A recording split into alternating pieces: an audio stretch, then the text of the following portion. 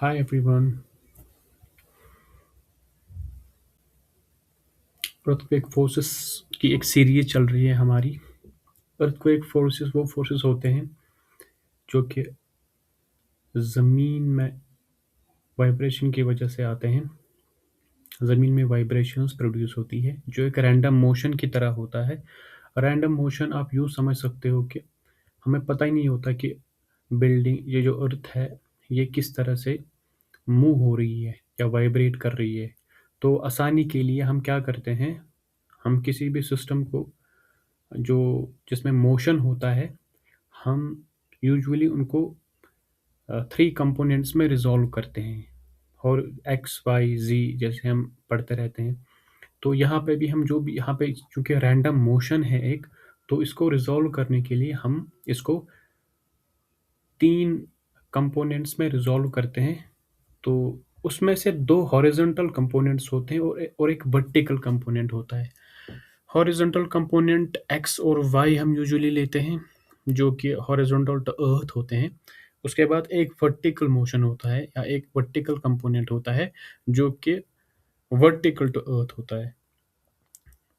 यहाँ पे जब हम इसको रिजॉल्व करते हैं तो यहाँ से लेट अगर हॉरिजॉन्टल की बात करेंगे, दो हॉरिजॉन्टल, तो उस उस हॉरिजॉन्टल वाइब्रेशंस को हम लेटरल फोर्स बोलते हैं। यहाँ पे लेटरल फोर्स इसीलिए, लेटरल फोर्स का मतलब है हॉरिजॉन्टल टू द अर्थ। अगर हॉरिजॉन्टली किसी स्ट्रक्चर में फोर्स लगता है तो उसको लेटरल फोर्स कहते हैं। तो चूंकि हमने ऑलरेडी इसको दो हॉरिजॉन्टल्स में डिवाइड किया है, तो इसका मतलब ये है कि दो डायरेक्शंस में किसी भी स्ट्रक्चर पे हम वो फोर्स लगता है एक्चुअली। तो यहाँ पे सपोज ये एलिवेशन है बिल्डिंग का, तो इसकी जो ये मैं डायरेक्शन दिखा रहा हूँ, इस तरह से एक बिल्डिंग में या एक स्ट्रक्चर में हॉरिजॉन्टल फोर्स या लेटरल फोर्स लगता है। अब सपोज ये स्ट्रक्चर है, यहाँ पे दो डायरेक्शन है, एक एक्स डायरेक्शन और एक वाई डायरेक्शन। तो एक्स डायरेक्शन में जब फोर्स लगता है, वो एक डायरेक्शन हो गया हमारा हॉरिजॉन्टल डायरेक्शन या एक कंपोनेंट। दूसरी डायरेक्शन से लगता है तो दूसरा डायरेक्शन हो गया, दूसरा कंपोनेंट हो गया। तो जब भी ऐसा रेगुलर सिस्टम स्ट्रक्चर है हमारे पास, तो उसमें दो हॉरिजॉन्टल फोर्सेस ऐसे लगते हैं जैसे मैंने दिखाया है यहाँ पे। और अब तीसरा जो कंपोनेंट है उसको कहते हैं वर्टिकल कंपोनेंट। वर्टिकल कंपोनेंट वो कंपोनेंट होता है कि उसकी जो वाइब्रेशंस है वो वर्टिकली लगती है किसी स्ट्रक्चर में। सपोज ये एलिवेशन है किसी स्ट्रक्चर का या एक बिल्डिंग खड़ी है, जब अर्थ वाइब्रेट करती है तो ये टू एंड फ्रो की के बजाय, मतलब टू एंड फ्रो का मतलब होता है कि हॉरिजॉन्टल में अगर इस तरफ फोर्स लगता है, साइड वेज फोर्स लगता है, यहाँ से भी लगता है, यहाँ से भी लगता है।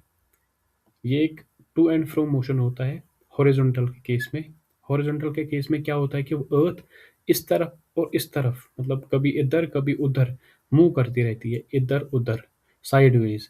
लेकिन वर्टिकल में क्या होता है, ये अप और डाउन की सूरत में वाइब्रेशन इसमें आती है। मतलब ज़मीन ऊपर की तरफ चली जाती है, फिर नीचे की तरफ ऐसे वेव, ऐसे मतलब वेव की तरह आप समझो। ठीक है जी।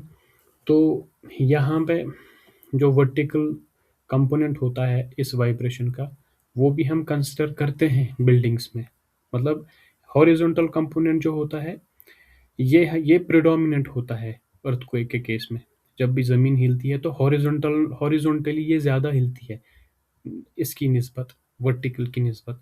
तो हॉरिजॉन्टल जो कंपोनेंट्स होते हैं, फोर्सेस जो अर्थक्वेक फोर्सेस होते हैं, जो लेटरल फोर्सेस होते हैं एक्चुअली, उनको हम ज़्यादातर अप्लाई करते हैं स्ट्रक्चर्स में, क्योंकि वो प्रीडोमिनेंट होता है और वो लगभग हर स्ट्रक्चर में अप्लाई होता ही होता है।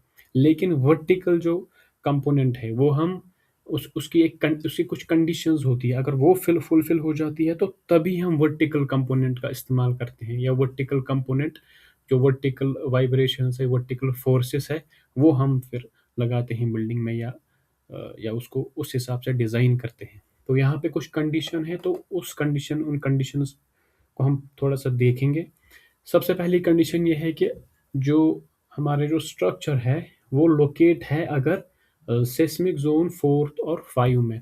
अगर 4 और 5 हमारे पास जो भी जितने भी सिस्मिक ज़ोन्स हैं, उनमें से अगर स्ट्रक्चर 4th सिस्मिक ज़ोन में पाया गया है या 5th सिस्मिक ज़ोन में पाया गया है, तो उस कंडीशन में हम स्ट्रक्चर को वर्टिकल इफ़ेक्ट्स के लिए भी डिज़ाइन करेंगे। नंबर 1, नंबर 2 हमारे पास अगर स्ट्रक्चर में वर्टिकल या प्लान इर्रेगुलरिटीज़ होती है, ये जियोमेट्रिक इर्रेगुलरिटीज़ में आता है। मतलब अगर हमारा जो स्ट्रक्चर है, अगर वो प्लान में या ऐसे एलिवेशन में अगर उनमें कुछ इर्रेगुलरिटीज़ है, ये हम अलग से पढ़ेंगे कि वर्टिकल और प्लान इर्रेगुलरिटीज़ स्ट्रक्चर में किस तरह से होते हैं, उनके शेप्स क्या होते हैं। जब हम कहते हैं कि इसमें प्लान इर्रेगुलरिटी है या वर्टिकल इर्रेगुलरिटी है। सपोज़ अगर मेरे पास एक थोड़ा-सा आइडिया दूँगा, मैं इसका क्या नाम है इसका, प्लान इर्रेगुलरिटी का। सपोज़ मेरे पास ये स्ट्रक्चर है, तो इस तरह से है कोई स्ट्रक्चर।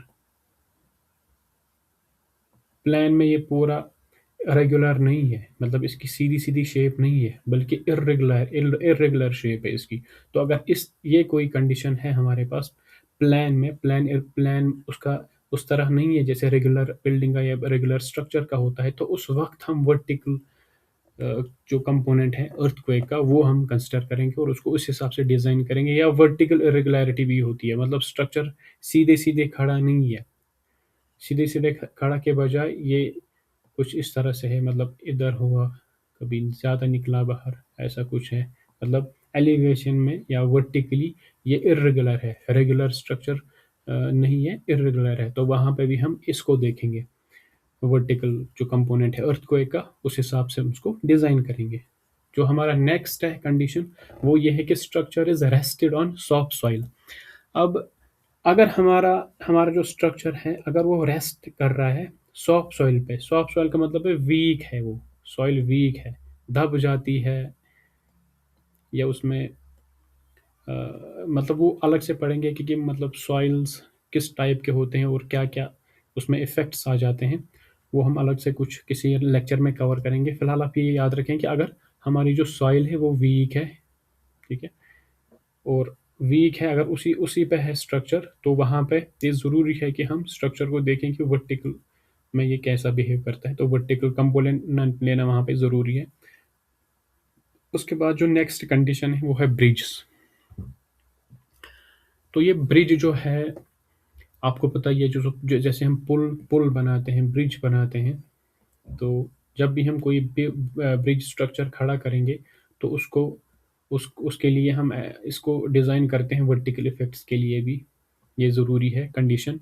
तो जहाँ पे भी ब्रिज आएँगे, वहाँ पे हम देखेंगे कि वर्टिकली ये कैसा बिहेव करता है और उसको उस हिसाब से डिज़ाइन करेंगे वर्टिकल इफ़ेक्ट्स के लिए ऑफ द अर्थक्वेक। उसके बाद अगर स्ट्रक्चर हैज़ लॉन्ग स्पैन्स, तो अगर स्ट्रक्चर स्पैन में बड़ा है, कोई भी स्ट्रक्चर हो उसका स्पैन बहुत ज़्यादा है, तो वहाँ पे भी ये ज़रूरी है कि अर्थ वर्टिकल कंपोनेंट ऑफ अर्थक्वेक को कंसिडर किया जा सके। उसके बाद लास्ट है कंडीशन हमारी, अगर हमारा जो स्ट्रक्चर है उसमें हॉरिजॉन्टल ओवरहैंग्स है। स्ट्रक्चर जैसे ये स्ट्रक्चर है कोई एलिवेशन में, तो अगर कहीं पे ये निकला हुआ है, प्रोजेक्शन है इसकी, बाहर निकला हुआ है, किसी कोई भी स्ट्रक्चर या बीम या अदर कोई स्ट्रक्चरल मेंबर बाहर निकला हुआ है, ओवरहैंग दिया गया है नॉर्मल से ज़्यादा, जो हम यूजुअली देते हैं, जिसमें बिल्डिंग को हम अक्सर सेफ तस्वुर करते हैं, अगर उससे ज़्यादा ही बढ़ गया ये, नॉर्मल से ज़्यादा ओवरहैंग, तो उस केस में भी हम वर्टिकल कंपोनेंट को देखते हैं और उसको डिज़ाइन के लिए हम उसमें शामिल करते हैं।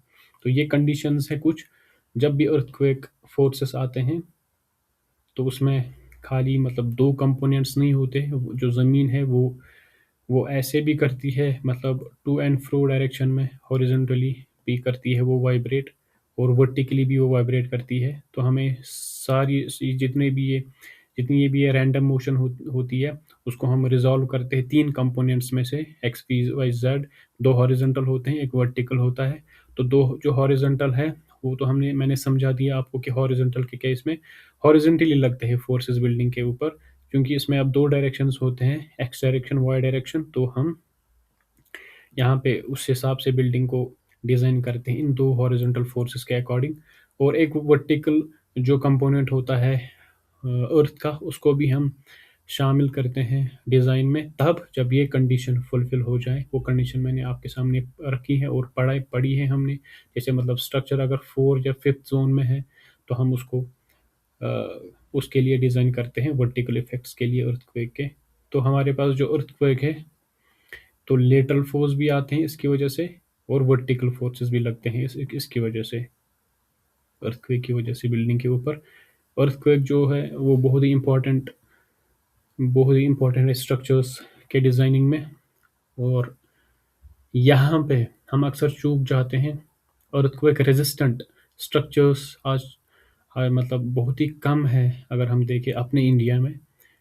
तो यहाँ पे ये जो स्ट्रक्चर्स हैं, ये अर्थक्वेक रेजिस्टेंट बनाने बहुत ज़रूरी है ताकि हमारे स्ट्रक्चर सेफ रहें।